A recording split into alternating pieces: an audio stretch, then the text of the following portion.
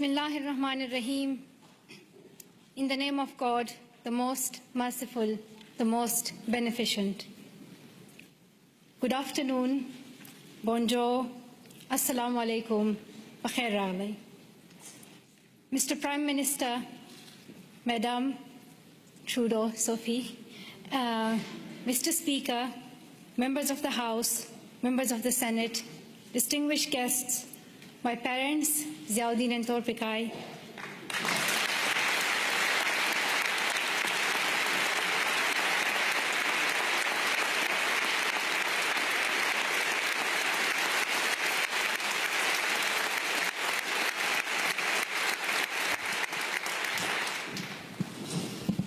and finally, the people of Canada, thank you so much for the warm welcome to your country. This is my first trip to Canada, but not my first attempt. On the 22nd of October 2014, my father and I landed at the Toronto airport, excited for a first visit to your wonderful country.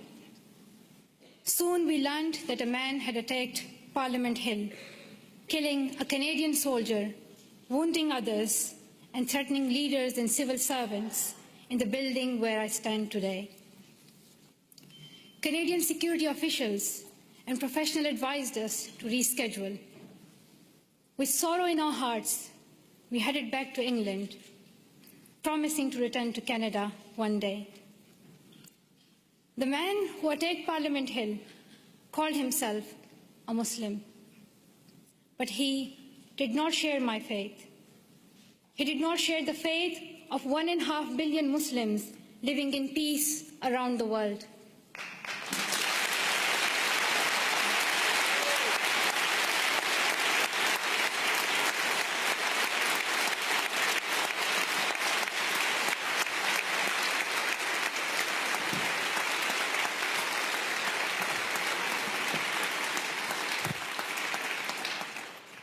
Sorry, the podium became too high, so I'm short-sighted, I couldn't read some of the words.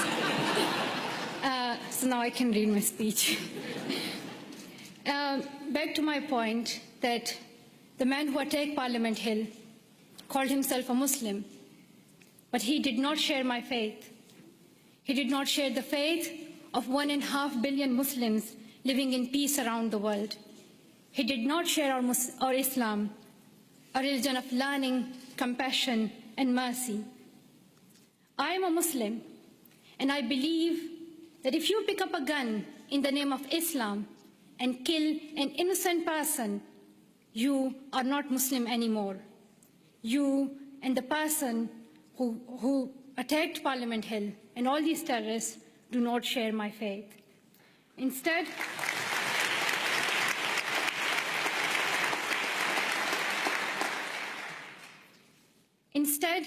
he shared the hatred of the man who attacked Quebec City Mosque in January, killing 6 people while they were at prayer. The same hatred as the man who killed civilians and police officers in London 3 weeks ago. The same hatred as the men who killed 132 school children in Pakistan Army Public School in Peshawar. The same hatred as the man who shot me and my 2 school friends. These men have tried to divide us and destroy our democracies, our freedom of religion, our right to go to school. But we and you refuse to be divided. Canadians, wherever you are born, however you worship, stand together. And nothing proves this more than your commitment to refugees. Around the world, we have heard about Canada's heroes. We heard about the members of the First United Church here in Ottawa, who sponsored newlyweds Amina and Ibrahim. A few months later, the family had their first child, a little girl named Maria. The church decided to raise more money to bring Abraham's brother and family to Canada, so Maria could grow up with her cousins. We heard about Jorge Salazar in Vancouver, who came to Canada as a child refugee, fleeing violence in Colombia. As a young adult, he's working with today's children, immigrants and refugees, helping them adopt with the new culture and country. And I'm very proud to announce that Farah Muhammad, a refugee who fled Uganda and came to Canada as a child, is Malala Fund's new CEO, a Canadian who will now lead the fight for girls' education around the world.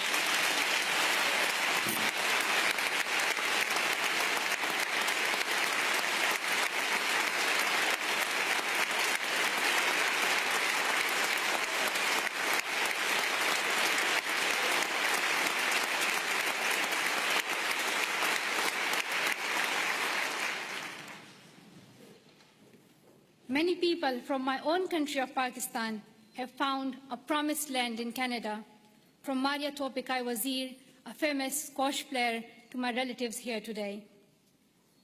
Like the refugees in Canada and all around the world, I have seen fear and experienced times when I did not know if I was safe or not. I remember how my mom used to put a ladder at the back of our house so that if anything happened, we could escape. I still remember that I would read a Quranic verse, Ayatul Kursi, every night to protect our family and as many people as I could. I felt fear when I went to school, thinking that someone would stop me and harm me. I would hide my books under my scarf. The sound of bombs would wake me up at night. Every morning I would hear the news that more innocent people have been killed. I saw men with big guns in the streets. There's more peace now in my home of Swat Valley, Pakistan. But families like mine, from Palestine to Venezuela, Somalia to Myanmar, Iraq to Congo, are forced to flee their homes because of violence. So your motto and your stand, "Welcome to Canada," is more than a headline or a hashtag. It is the spirit of humanity that every single one of us would yearn for if our family was in crisis. I pray that you continue to open your homes and your hearts to the world's most defenseless children and families, and I hope your neighbors will follow your example.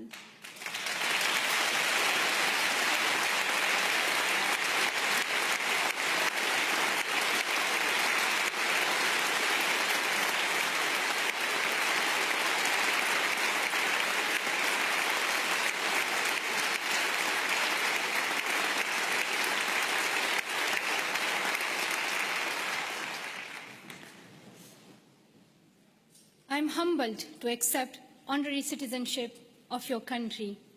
While I will always be a proud Pashtun and a proud citizen of Pakistan, I'm grateful to be an honorary member of your nation of heroes, though I still require a visa. But that's another discussion.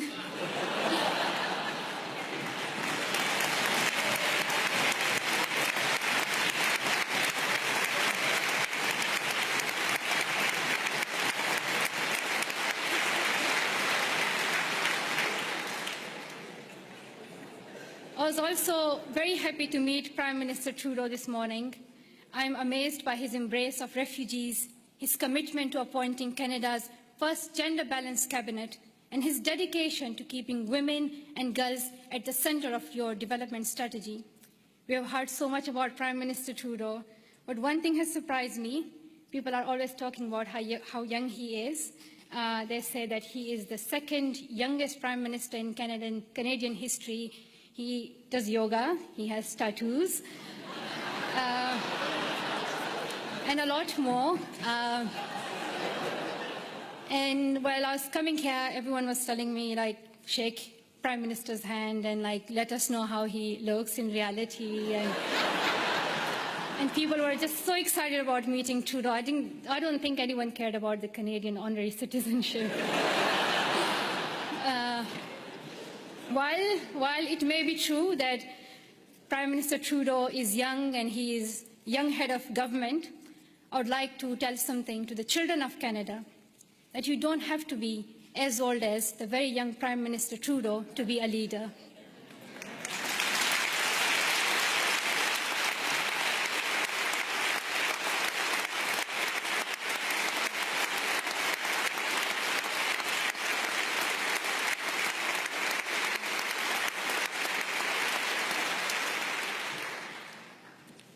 I'm like on still page 7, so there are like a lot left. So if you do the standing ovation again and again, you'll get tired.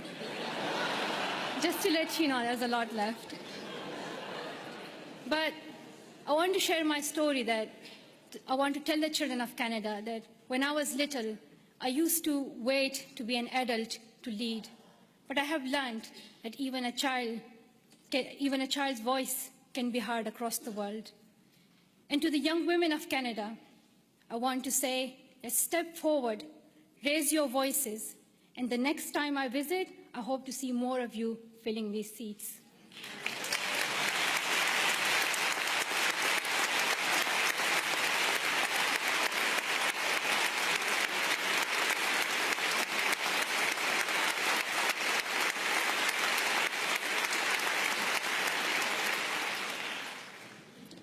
And to the men of Canada, be proud feminists and help women get equal opportunities as men.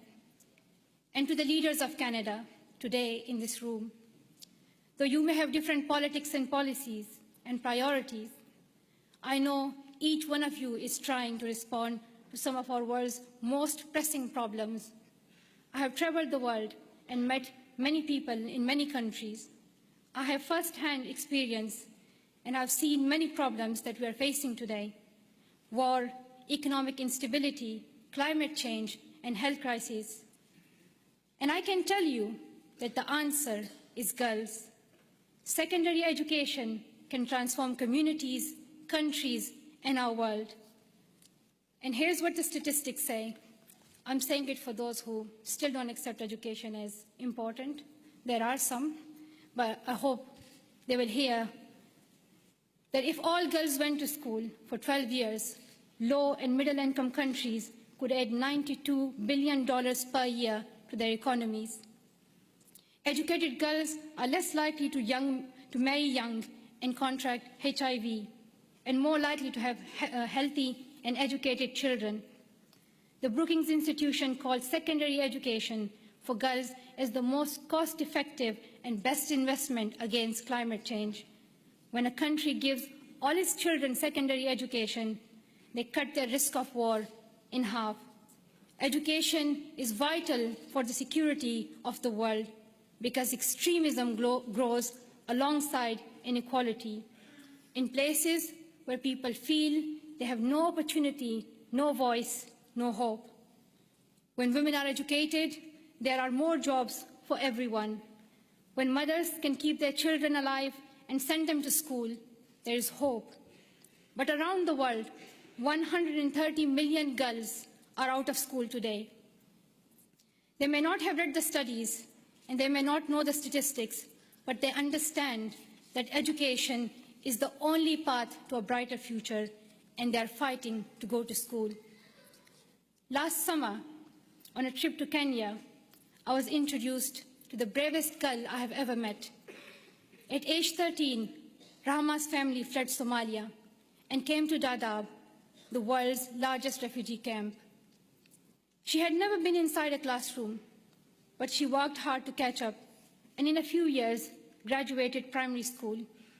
At 18, Rahma was in secondary school when her parents decided to move back to Somalia. They promised she could continue her education. But when her family returned to Somalia, there were no schools for her to attend. Her father said her education was finished and that she would soon marry a man in his 50s, a man she did not know. Rahma remembered a friend from the refugee camp who had won a scholarship in a university in Canada. She borrowed a neighbor's internet and contacted him through Facebook. Over the internet, the university student in Canada sent her $70. At night, Rahma snuck out of her house, bought a bus ticket, and set out on an 8-day-long trip back to the refugee camp, the only place she knew she could go to school. Through the Sustainable Development Goals, our nations promised every girl she would go to school for 12 years. We promised that donor countries and developing countries would work together to make this dream a reality for the poorest girls in the world. I know that politicians cannot keep every promise they make, But this is the one you must honor. World leaders can no longer expect girls like Rahma to fight this battle alone. We can gain peace, grow economies, improve our public health and the air we breathe, or we can lose another generation of girls. I stand with girls as someone who knows what it is like to flee your home and wonder if you will ever be able to go back to school. I stand with girls as someone who knows how it feels to have the right of education taken away and your dreams threatened. I know where I stand. If you stand with me, I ask you to seize every opportunity for girls' education over the next year. Dear Canada, I'm asking you to lead once again. First, make girls' education a central theme of your G7 presidency next year. Second, use your influence to fill the global education funding gap. You raised billions of dollars and saved lives when you hosted the Global Fund's replenishment in Montreal last year. Show the same leadership for education. Host the upcoming replenishment of Global Partnership for Education. Bring world leaders together and raise new funding for girls to go to school. If Canada leads, I know the world will follow. Finally, prioritize 12 years of education and schooling for refugees. Today, only a quarter of refugee children can get second